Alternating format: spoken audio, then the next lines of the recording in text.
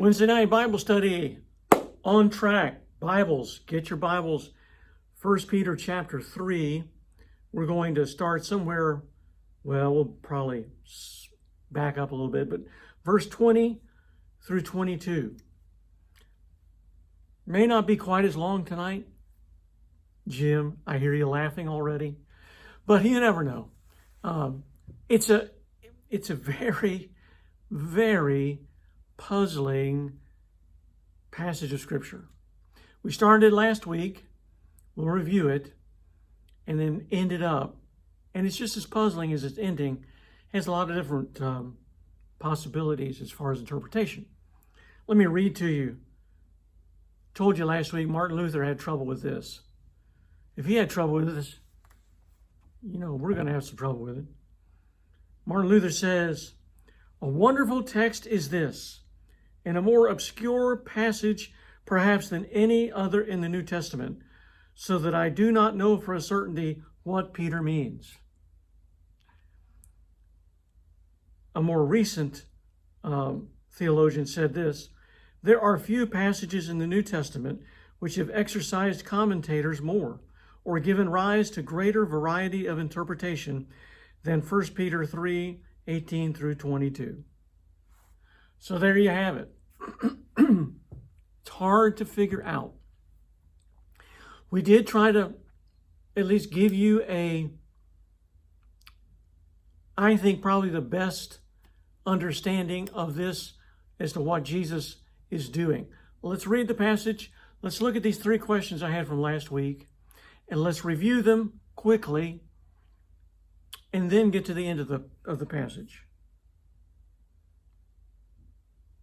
Verse 18. "For Christ also suffered for sins once for all, the righteous for the unrighteous, that he might bring you to God. He was put to death in the flesh, but made alive in the Spirit, in which he also went and made proclamation to the spirits in prison, who in the past were disobedient, when God patiently waited in the days of Noah while the ark was being prepared. In it a few, that is 8 people, were saved through the water.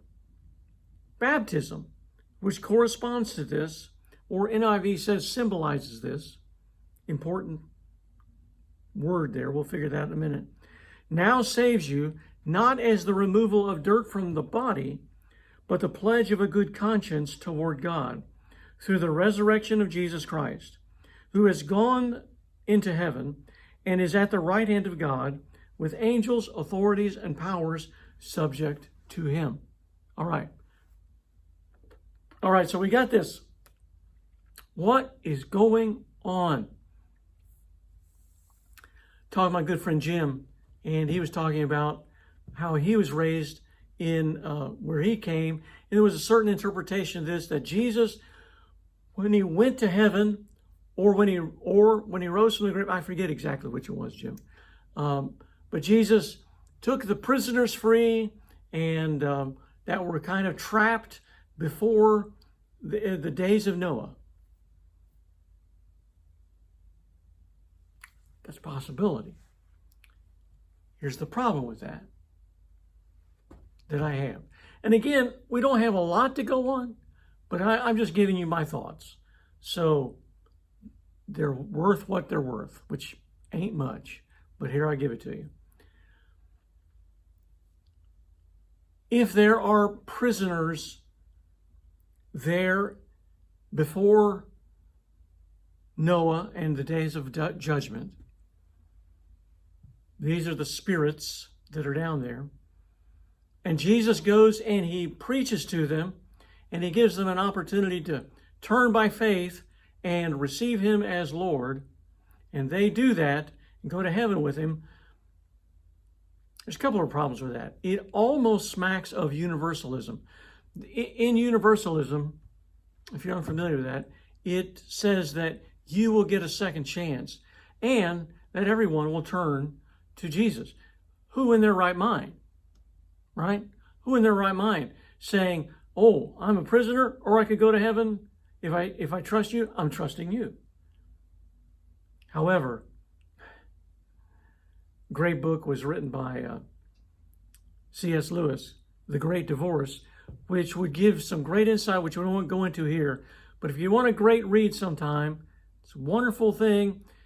Bunch of people from hell, fantastically, go to heaven on a bus, and once they get there and they experience heaven, they say, I'm going to go back to hell.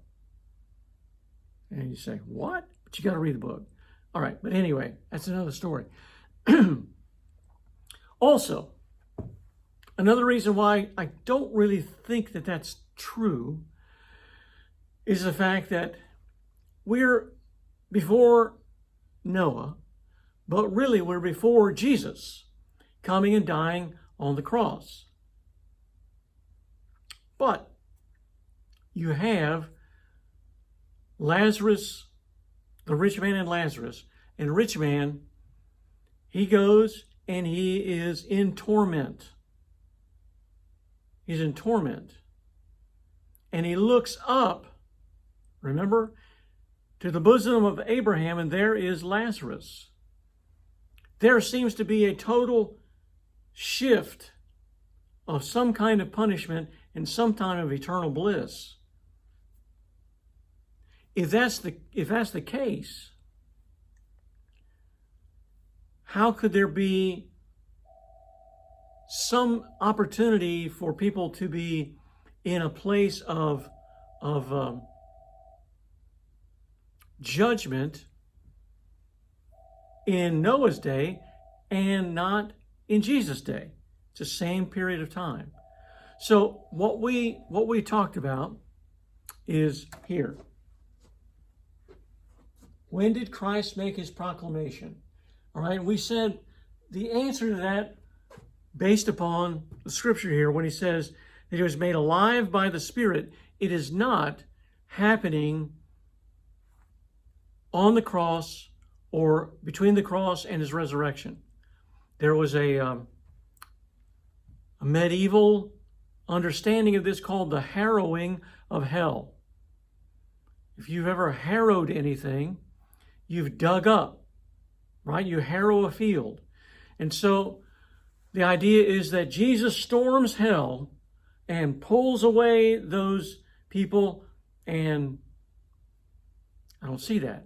That's because here it said he was made alive by the Spirit, and then he goes and makes proclamation. Also, the proclamation is a proclamation. It is not evangelization. The word simply says, this has happened. It's not saying, if you do this, then it will happen, but rather, it has happened. And it's not evangelizing, it is proclaiming. To whom did Christ make his proclamation? This was the most unusual, but we've said that Peter's understanding, and therefore our understanding, is that these were angels that made a decision before the day of Noah to leave eternity, leave heaven, because the women, the lifestyle there was so enticing to them that they turned and left and gave up eternity for that. And the results of that were giants and great men, and Goliath was one of those long descendants. But he said, you are going to be judged for that. And they were. Now, one last thing. What did Christ proclaim? I've already mentioned that. He proclaimed that he is Lord. He didn't proclaim, call me Lord, but a proclamation is different. It's a different word. In our day and time, my understanding, the vote has already been done. Let's say it has. In every other election, at the end of the election, we say, you have won. It is not, if you support me, I will win. It is a proclamation.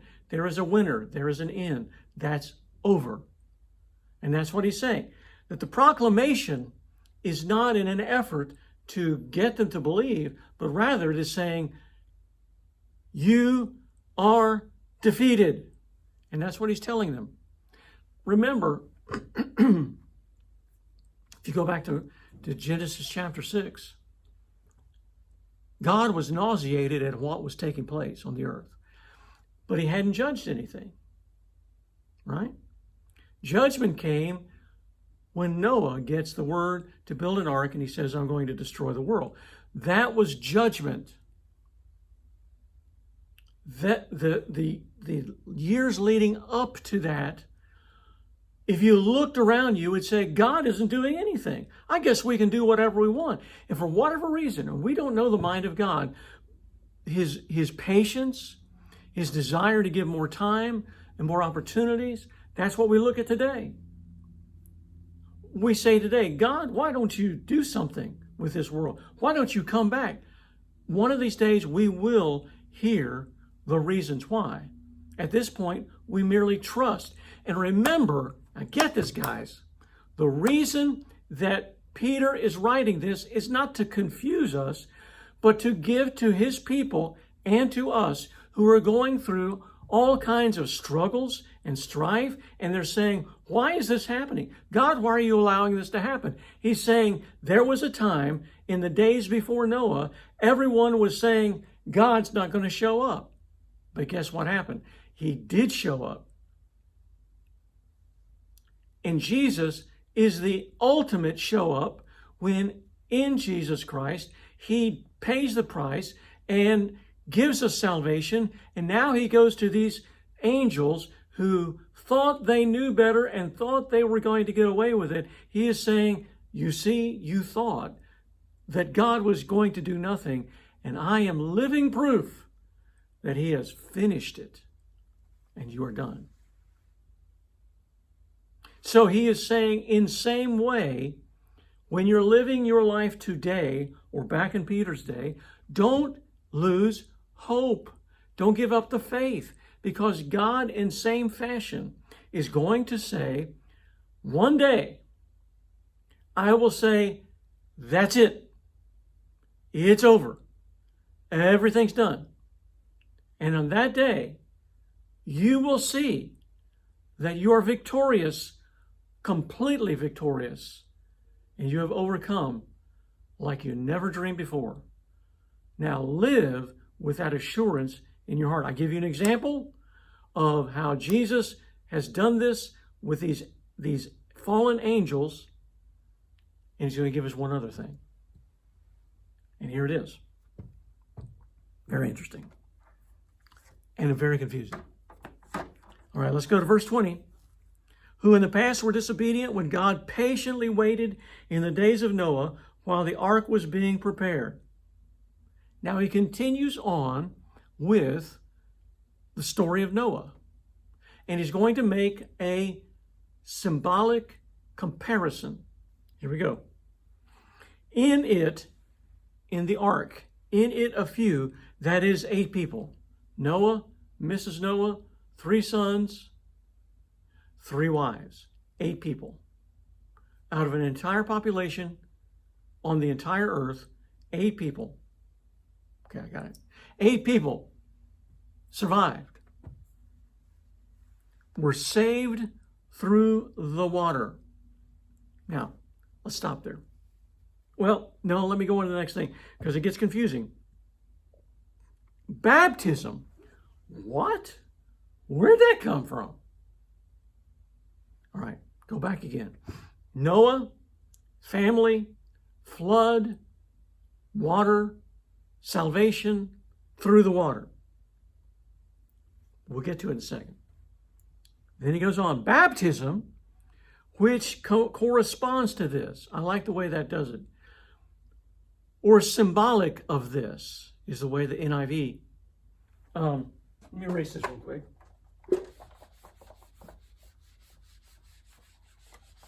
I'll write something up here in a minute. Hang with me. Let me read it again.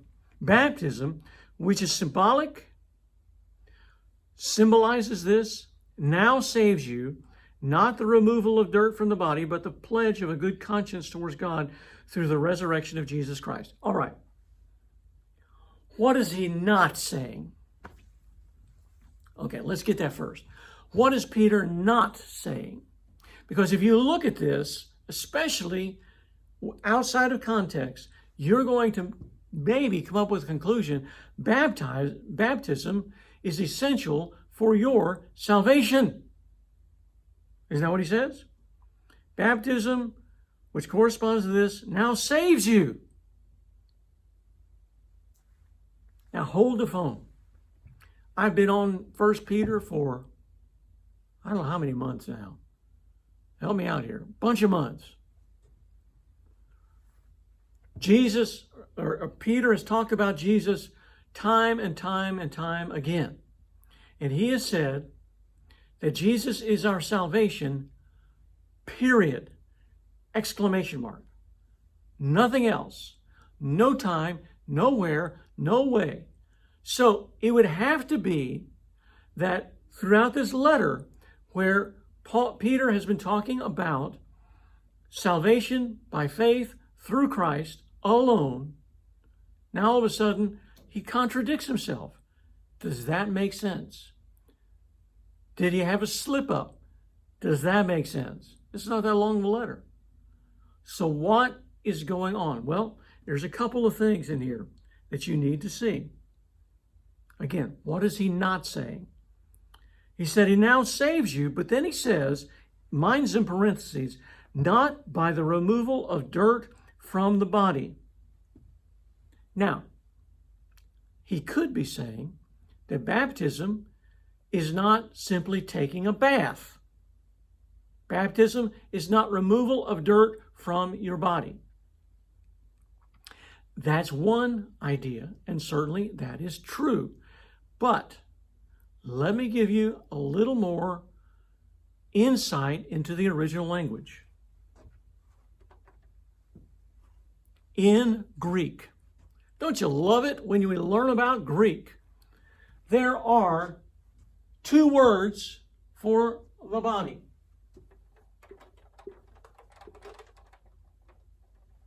Psomo and sarx. This is your biological body. The somo is your biological body. This, when it is used in the New Testament, is translated the flesh. You are already ahead of me. I can see that already. Guess which one he uses here? You're right. Sarx. So look at it now. Not as removal of dirt from the flesh, from the sarx. Flesh usually means in the New Testament that part of our body that is our desires, our not good desires either, our fleshly desires, our fleshly proclivities that lead us away from God. It is what we come to God with a flesh that is full of ourselves and not of God. It is a flesh that is dirty. And not only that, dirty here, I think I'm remember this correctly, is used only one time in the New Testament here. And the word rippo here means filth. It's more than just physical dirt, like I got a dirty arm, I need to wash my arm. Do my hands 20 seconds. He's talking about the filth of the flesh. Remember how Jesus talked about it? Well, actually, it's Isaiah. It's not Jesus, it was Isaiah. That your works are as what? Filthy rags. We get the idea from that of something that is utterly repulsive. Pus-filled, dirty, bloody, black with dirt, filthy. And he says that your flesh, your spirit, your desires, your motivations are filthy. So, what he is not saying is that baptism takes care of that. Notice what he says now. Let me insert these words. Baptism, which corresponds to this, now saves you, not as the removal of filth from the flesh.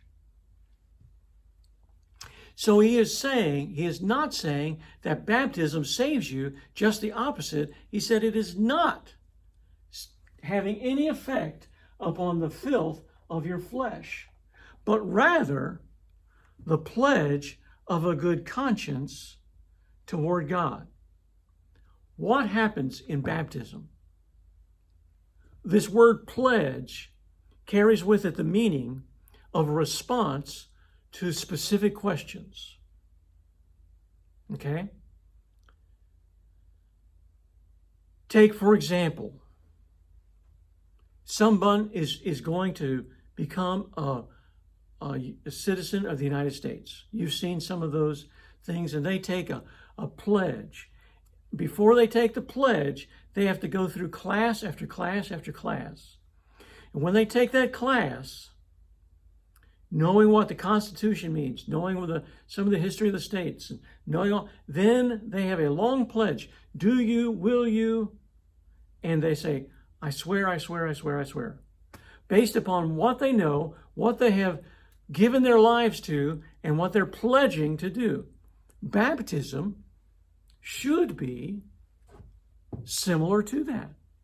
Baptism, when we come before the people, a group of the church, and we stand before God, we simply ask questions. Now, it's unfortunately, we just ask simple questions.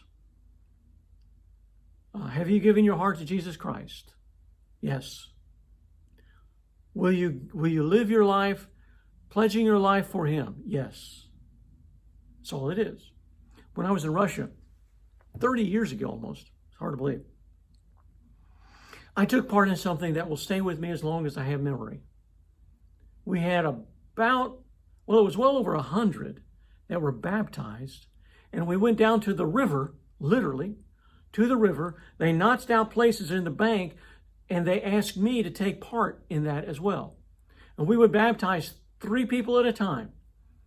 And we would do it this way. Russian would speak. He would do one, then we'd all baptize. A Russian would speak. We'd all baptize. And then I would speak, and we'd all baptize. And it would just keep going that way. And we baptized over 100 people a day. But what was intriguing to me, because it was just coming out of communist Russia, when someone said, I want to be a follower of Jesus Christ, they say, fine. We'll baptize you in 6 months. Right now, you're going to have to go through 6 months of learning what it is to be a disciple, a follower of Jesus Christ.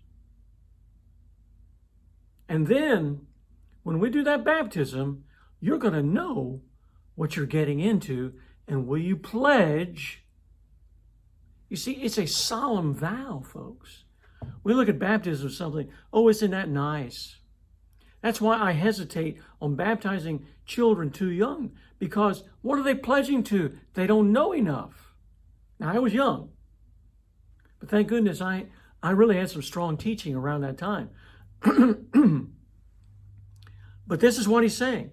Baptism is critically important for you because you are pledging your good conscience, your life, your thoughts, your direction, your todays and forevermores toward God, toward Jesus Christ. And you also, I think there's something going on there too, that pledge is also asking God to continue to cleanse your conscience so that you recognize that you are a child of God. Okay, that's what he's not saying. Why does he do this then? Why does he say baptism, which corresponds to this, now saves you?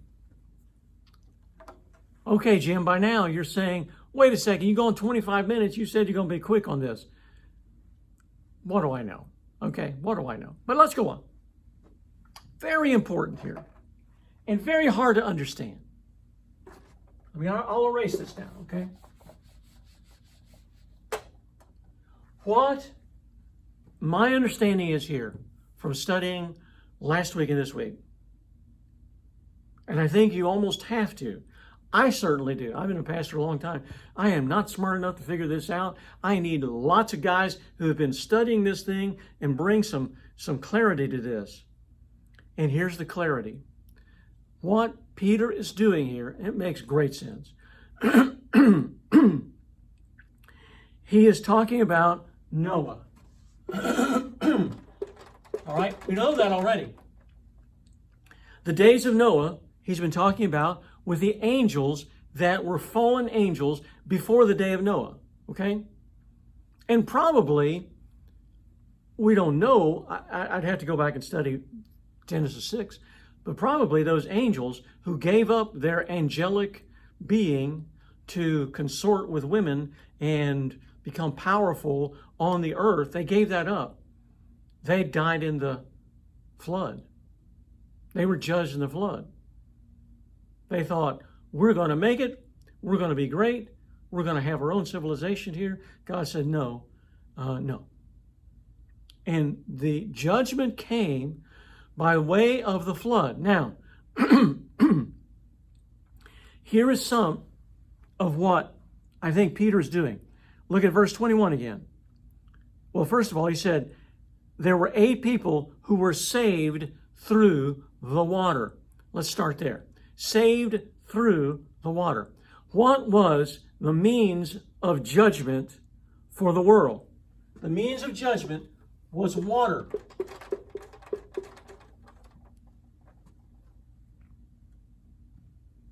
How was Noah and his family, how were they saved? They were saved through the water. The water of the judgment of God had the ability to kill, but God had a way of using a boat that through the water, through the time of judgment, under God's protection, that Noah and his family were saved. The means of judgment also became the means through that judgment that God protected them. You also have like the Red Sea, that it's no accident, right? At Red Sea, they walked through the Red Sea. The sea is what destroyed the enemy, but they walked through it. The means of judgment, God gave them the ability to go through the judgment by the means of his own protection. In fact, if you go back, I just thought of this. I didn't read this, but it's a great thought. That when Noah and his family got in the ark and the rains came down, the floods came up, who shut the door? Who sealed the door?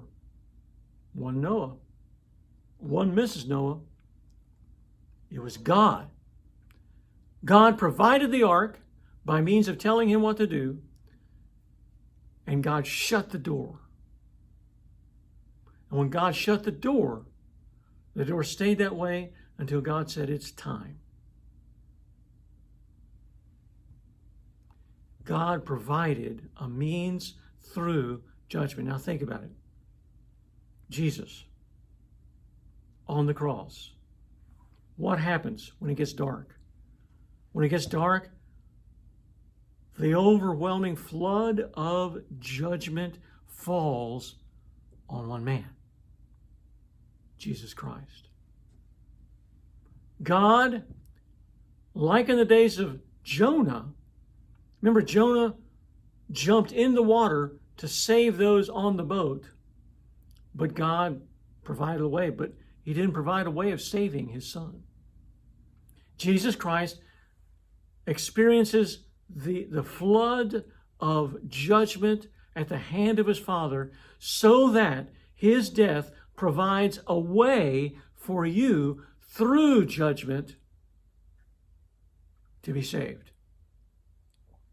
And so we go and we're baptized, and the word baptizo means to be immersed. You remember that old joke? I don't know if I can tell it right. It was a joke about an old boy who had a terrible life and then came to Jesus, and man, he was ready to be baptized. And I had an old hellfire brimstone preacher, and he wanted to make sure this old boy was baptized. And so he put him under the water and brought it and held him down there for a while and pulled him up and said, "Do you believe?" He said, "I believe." And put him under the water again. And "Do you believe?" I believe. And he threw him under the water. "Do you believe?" "I believe." And he did this 7 times. And he brought him up that last time. "Do you believe?" He said, "I believe. I believe you're trying to drown me."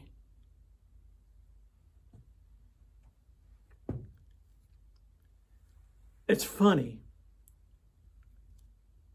But the truth is, now think about this. The truth is, if someone held you underwater long enough, you would be dead. Water is the means of death in judging this world. It's a means of death for you if you stay under too long and you have no breathing apparatus, you're dead. And that's why we put people under the water. You're in the grave with Jesus. You are dead. And yet by the resurrection of Jesus Christ, you are alive. Look at what he says in that last verse 22. "Who has gone into heaven and is at the right hand of God with angels, authorities, and powers subject to him." Through the resurrection of Jesus Christ, you have to back up the previous verse. Through the resurrection of Jesus Christ, who has gone to heaven, is at the right hand of God with angels, authorities, and powers subject to him. That the resurrection of Jesus provides a way in the life that will lead to death, that death will not overwhelm you, because he overwhelmed the Son and he conquered death so that you and I could live forevermore. So what is Peter doing here? Well, there's a great word here. Let's see if I can bring some light to it a little bit. The word that I have translated in my Christian Standard Bible is baptism, which corresponds. In the NIV, it says symbolizes. In the original language, the literal word, I will give you an English word, but it's all without one letter the same, is an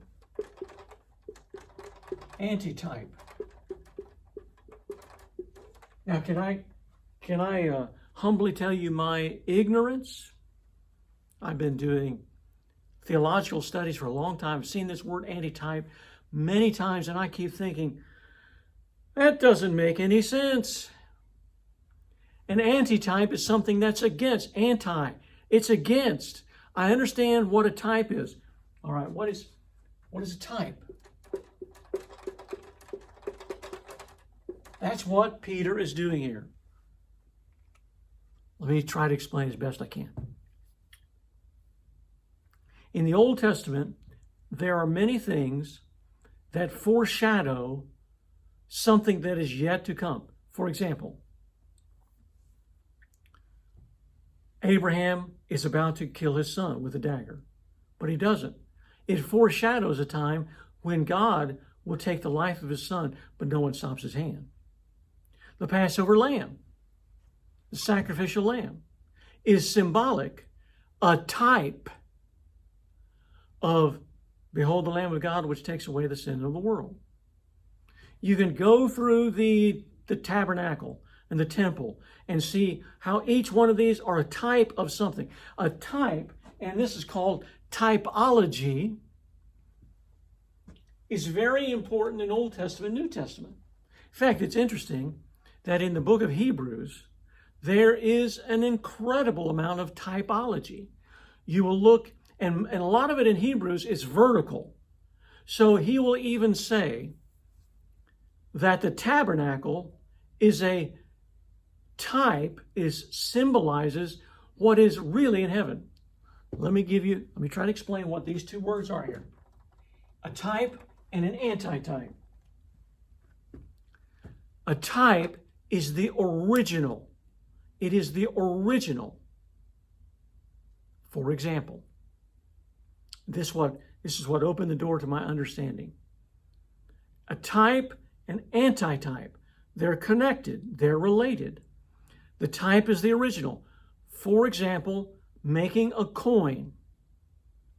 If you make a coin, you have an original matrix, something that is the original thing. And you would take hot metal and you put it up against the type, and guess what you have? You have an antitype. You have the original, and you have something that is just like it, that has meaning because it's similar to that. Or in the way they used to do seals, they would take a seal in hot wax, and they would take that and hit it. That was the type, was the seal. The antitype was the result of that. They're connected. One is connected to the other. And so what Peter is saying here is that the flood, judgment of God, salvation of God in the midst of judgment, that's the type, and what it points to is something that's very similar. Judgment, which is death. We live to die, but in the midst of death, Jesus takes our death, takes our sin, goes through that and is resurrected so that we do not have to face death, similar to Noah and his family did not have to face the judgment and death at the time of judgment. So when judgment comes and you die and judgment comes, it says, there is therefore now no condemnation for those who are in Christ Jesus. You're in the boat. That's what Peter would be saying. You're in the boat. You are okay. You are secure.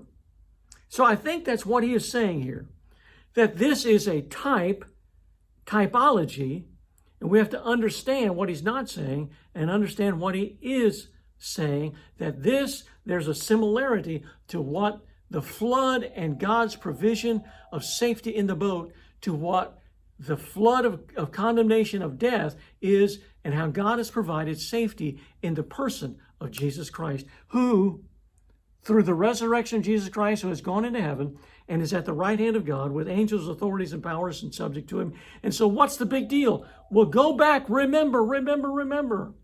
The whole reason that Peter is talking about this at all is he's talking to people who are struggling with their faith because things are not going well for them.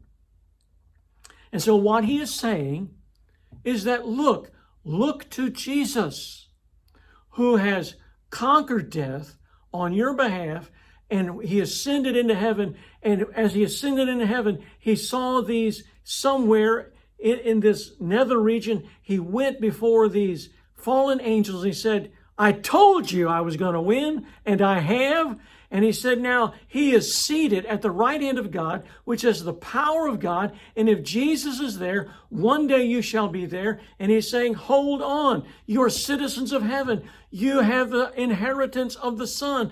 Don't lose hope. And that's ours as well.